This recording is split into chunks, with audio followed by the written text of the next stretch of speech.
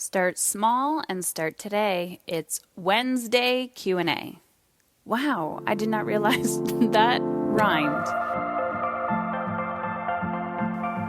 Hey, it's Heather Chauvin, wife, mother of 3 boys, former social worker, breadwinner, recovering hustler, and stage 4 cancer survivor. I'm not a fan of that term, by the way. Beyond all of these titles and labels, I'm a human being, just like you, attempting to navigate it all while feeling good. My goal on this podcast is to show you that you can live an energized, sustainable life both at home and in your work. It doesn't matter if you stay at home full-time, if you work from home, you're a CEO, a successful business owner, or trying to find some inspiration. On this show, I attempt to keep it real with stories, interviews, and random thoughts. This is not a business or career podcast, and it's not a parenting podcast. It's both and so much more. You will laugh. You may even cry, and you may even get a little frustrated with the truth you've been hiding from yourself. I believe all human behavior is a language, whether it's through your child's behavior, your health, or a relationship. And when we learn to listen instead of react, we begin to understand what it truly means to feel alive and in control. It's time to put your big girl pants on and find your brave. Let's go. Okay, ladies, let's dive in. So I'm going to read you today's question from the community. But I want to remind you, the reason why, if you're thinking, Heather, how can I send in a question? Then I want you to text me. It's an American phone number.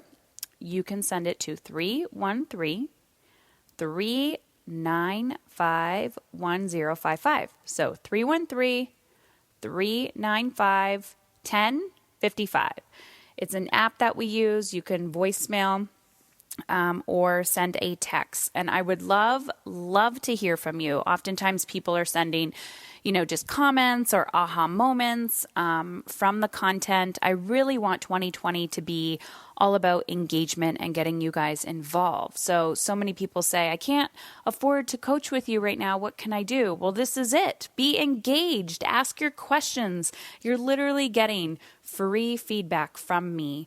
But if you don't show up, you don't receive. Okay, ladies. So here's the question for today. Heather, I'm a mother of 2. I work full-time. I make the same amount as my husband. I do a lot of the housework and kids stuff. Activities, health, vacations, organizing them. And my husband works more than me and oftentimes out of town. So what can I do to create more balance and alignment, get my husband more on board with the activities so that I am not so overwhelmed? Cool. Okay. I typically get this question in some form or the other. It's very common for women, especially working women, doesn't matter who you are, women in general, right? Raising families. We are typically the ones that take on a lot of the nurturer roles, the organizer role, the ones that take on a lot of the family responsibilities. Okay? So today we're going to have a little tough love. We're going to have a little strategy. We're going to have a little aha moments, and I'm going to give you some legit action steps to start taking now to create more ease and flow. I'm going to tell you right now, life and parenting and managing it all does not need to kill you. Let me repeat that again. Managing your life and parenting and doing it all does not need to kill you. It is a societal, cultural expectation that if you are not chronically fatigued, overwhelmed, or struggling, you are not doing it right. You're a bad mother. So, these beliefs run deep, and I still catch myself doing them. This doesn't mean that you do nothing and everyone else does everything. I will tell you that I am challenged on a daily or weekly basis, but most of my life feels easy. It did not always feel easy. I remember the days, getting up felt hard. Or making a smoothie felt hard. Making a lunch felt hard. Planning a dinner felt hard. Helping the kids manage an emotion felt hard.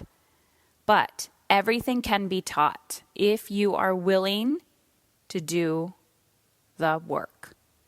What does the work mean? I mean, if you're willing to get out of your own way, to call yourself on your own bullshit, to get strategies and plans in place and commit to being a lifelong learner. You did not get a PhD in parenting. You did not go to school for parenting. And I'm pretty sure that if you do have a PhD, there is chronic education after you've achieved that. You need to read research. You need to do your own research. So even those who have achieved the highest education, societal education, are lifelong learners. And that is what you should become as a parent. But for some reason, we have subscribed to the belief that these children are gifted to us and all of a sudden we're supposed to know what we're doing. So realize your beliefs and your stories are getting in the way, and it's causing guilt and overwhelm and mental stress on your physical body, your mental body, your spiritual body, your emotional body.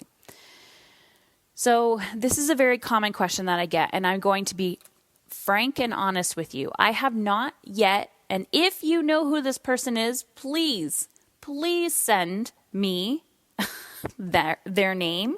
If they have a book, if they have a podcast, like whoever they are, please send me their information.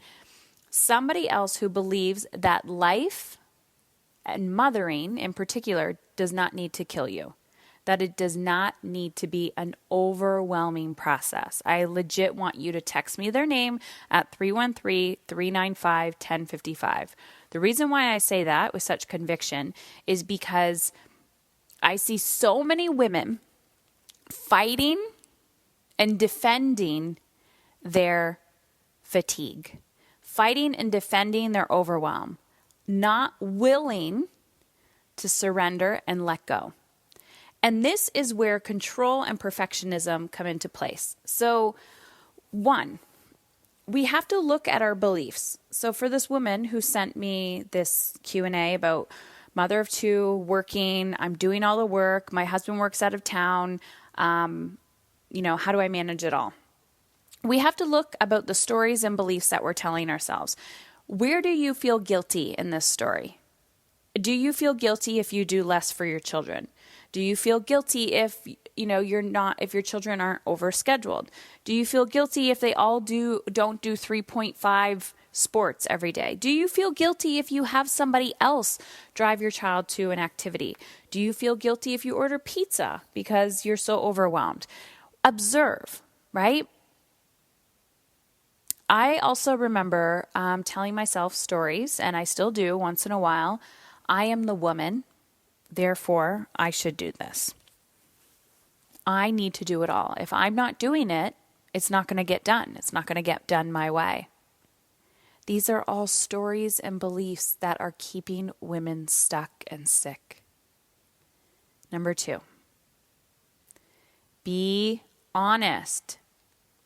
Is the way that you're living right now sustainable? And don't worry, I'm going to give you an action. Being honest with yourself. Is the way that you're living sustainable? And what I mean by that is, how many times have you heard people say, oh, when the kids get to this age, all will be fine. When the kids go to college, when the kids go this, oh, I just need to suffer for 18 more years and then they'll be fine. But is that really sustainable? Do you need to sacrifice your mental health, physical health, emotional health, and spiritual health for 18 plus years and your financial health until your children are out of the home? And then you wake up one day and look in the mirror and say, who am I? Who am I? It's been decades since I have found this woman, and all my dreams are lost. Everything I desired, gone. So you got to be honest with yourself. Is this sustainable? What is going to happen if nothing changes? So here's where the action happens. We're going to start small, and we're going to start today. So if you resonate with Miss Amy, that was who sent me the message, Miss Amy, I want you to get out a pen and a paper. And you're going to make a list of everything that you currently think about that's on your mind. This doesn't necessarily need to be a brain dump of all the things that you have to do, but make a list of everything you feel responsible for. So if I was to do that right now, it would be the kids, their academics, their health, their future, their well-being, my business, my employees, my team, my clients, my event that I have coming up, the vendors, probably the neighbors and probably some strangers that I don't even know about. My mother, my dogs, actually I don't have dogs anymore. I have one dog. My dog, my husband, I've gotten pretty good with that one. I mean, he can take care of himself. But here's the thing. We're taking on responsibility for way too much. And a lot of that shit isn't ours to even take on. I understand when there's like a codependency with our children because they're small. But what happens when they get to the point where they can gain independence? Do you really need to wipe your teenager's ass? Or can you teach him or her how to wipe their own ass? Can they do their own laundry? Can they make their own lunch? So look at all of the things that you have on this list and just circle one thing. One thing. I'm going to repeat this again. One thing. What did I say?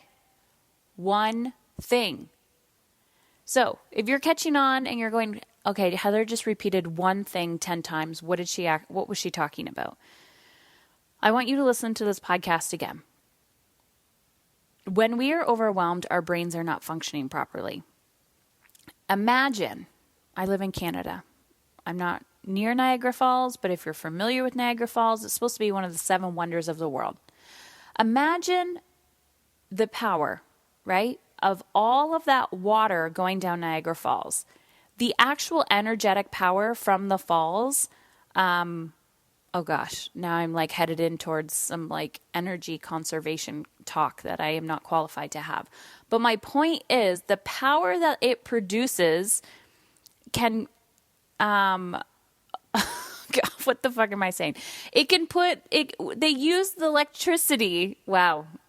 I'm so eco-friendly.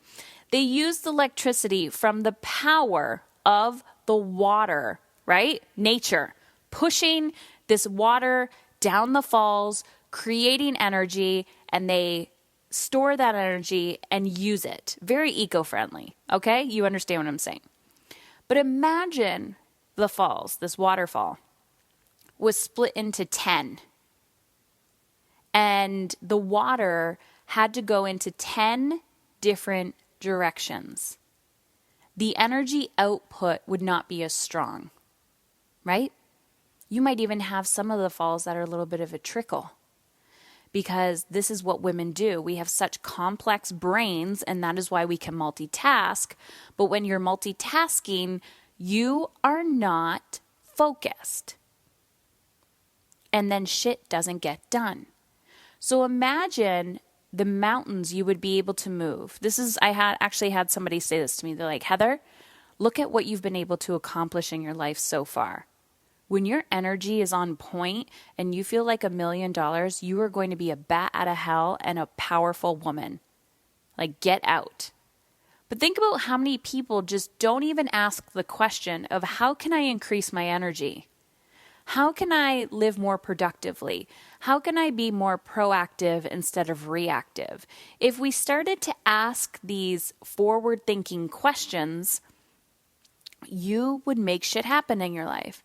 But if you stay stuck in your old belief systems and stories that I need to do everything because I'm the woman or that's my job, you're never going to create change.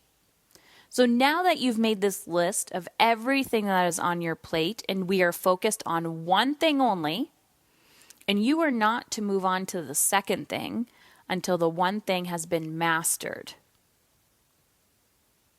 So now you're going to ask yourself these questions. Can I delegate this task? Can I give this task to somebody else? And you're going to ask yourself, do I want to? Because if the answer is no, you need to be able to own that. So let me give you an example of this. If I did this list and one of those questions was, can I get somebody else to put my kids to bed? My answer would be no. The reason is, and maybe for some the answer would be yes, but for me the answer is no. And the reason why the answer is no is because that is sacred time for me. Especially with one of my kids, we have like a really strong nighttime routine, and that's like, I like really, really cherish it because that's like our time together. So the answer for me is no, but for some other people it might be yes, and that's okay. Can I outsource bath time? I'm not as emotionally attached to bath time. So yeah, sure, I can outsource that. Can I outsource lunches? Can I outsource, like all of these questions that you have to ask yourself? You've picked one thing. The next question is, who can do this besides me? Now, your answer might be nobody. Nobody can do it besides me, Heather. Nobody can do it. And maybe your husband or your partner, and you probably just heard a door open because that's what my kids do around here. Maybe your husband, maybe your partner, maybe, I don't know, maybe you're single. My point is, like, it's 2020. Let's make shit happen. Right? Let's make shit happen. Let's get proactive and creative with how we solve problems. Maybe you can't outsource all of these things at home, but is there other things that you can outsource in your life that will create more space for home? Maybe. Maybe this has nothing to do with home. Maybe it's work. Who else can do this task at work? So keep asking yourself, who else can do this besides me? This has been a question I've been asking myself over and over and over again. And even just asking yourself that question can give you clarity. Maybe you don't actually know the question right away, but if you keep asking, know the answer, but if you keep asking yourself, you will see magic unfold because you'll be like, there we go. This person can do it. What do they need from me to get the job done? Notice I didn't say get the job done right. Because when we become control freaks, nobody's ever going to be able to do it like you, right? No one's ever going to be good enough. No one is ever going to take care of your children the way you do. No one is ever going to run your business the way you do. But here's my point. What do they need to get the job done? And not everybody's going to be perfect for that task. You got to try it. And if they can't train into that task, then you move on and you find somebody else. What do they need from you? So oftentimes, if I'm delegating a task to my husband, somebody on my team, one of my kids, and I'm like, hey, listen, this is not my job. Can you do this? I ask them first, do you know how to solve this problem? Sometimes they're like, yeah, I know how to solve it. And then they don't actually know how to solve it because they were just lying, right? So I'm like, great, awesome. Show me how you're going to do this. And they'll walk through the process and I'll troubleshoot with them. So do I want to do this? And if the answer is yes, then you keep doing it. Who can do this besides me? And what do they need to get the job done? So start small and start today. You have your list of everything that's on your plate. I know you're a mother. I know you're working. I know you got lots of shit to do, but we got to start detoxing. We got to start decluttering, and we really have to let things go. Start small, start today.